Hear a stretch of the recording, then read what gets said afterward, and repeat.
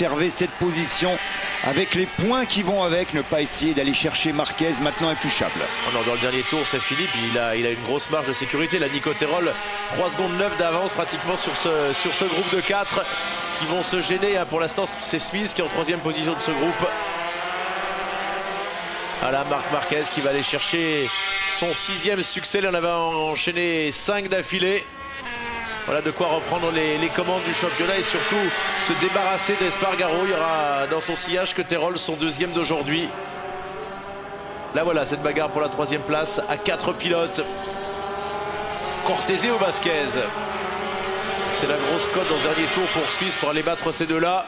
Et il semblerait qu'Espargaro lâche. C'est fini pour Espargaro, il ne se battra pas pour le podium. Paul Espargaro ne va terminer que 6e, ça se joue à 3 maintenant. Un Basque, un Allemand, Italo-Allemand d'ailleurs, parce que l'un de ses deux parents est italien. Et puis l'Anglais Bradley Smith, le vice-champion du monde de l'année dernière. Bradley Smith qui a envie de passer l'Allemand parce qu'il voit qu'Efren Vasquez s'en va pour chercher le podium. Pour l'instant, on est parti pour un podium 100% espagnol. Et on va avoir la 21e victoire espagnole d'affilée dans cette catégorie 125. Ah, il essaye de revenir au freinage, Bradley Smith. C'est compliqué. Très compliqué même. Marc Marquez, nouveau succès. Voilà, il renoue avec la victoire après sa désillusion d'Indianapolis. Vasquez confirme le podium 100% espagnol.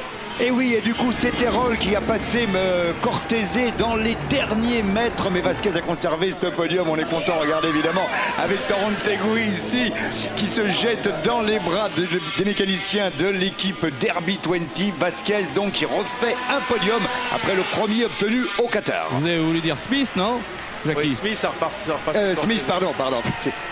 Alors donc Marquez qui gagne devant Terol, 2e, 3e Vasquez, 4e l'Anglais Smith, 5e Cortese, 6e Espargaro, 7e Rabat, 8e Koyama le japonais, 9e le Suisse Randy Krummenacher, 10e Webb, 11e Folger et Zarco a battu Moncayo. Allez, c'est bien, il n'a pas lâché, il ne lâche jamais le morceau, c'est sa passion la moto. Zarco, il en rêve toutes les semaines, c'est bien, il a fait la seule chose qu'il pouvait faire, il était battu Moncayo. C'est la passion de tous ceux qui sont là, Rémi, hein.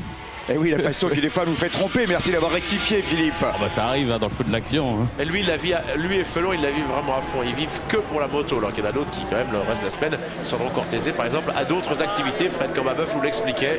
Allez, on voit monsieur Marquez ici qui a remercié Aki Ayo, qui remercie maintenant Patrick, qui s'occupe de la télémétrie, qui remercie toute l'équipe Ayo.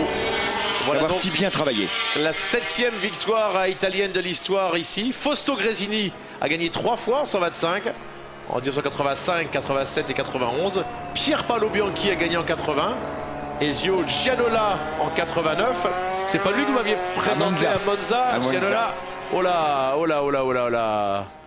On grimpe au grillage. il est heureux, Vasquez, mais c'est dangereux son jeu. Là, c'est des barbelés quand même. Hein.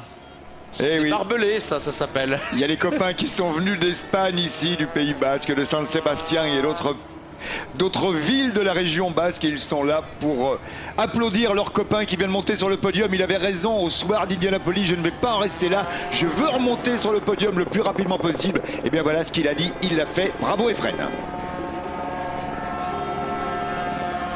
Alors les victoires espagnoles ici, puisque c'est la 5e, c'est un Espagnol qui a gagné. André Nieto donc 2 fois, Jorge Martinez 1 fois, Julian Simon 1 fois. On se retrouve, reste avec nous, le podium, les interviews dans un instant après la pub.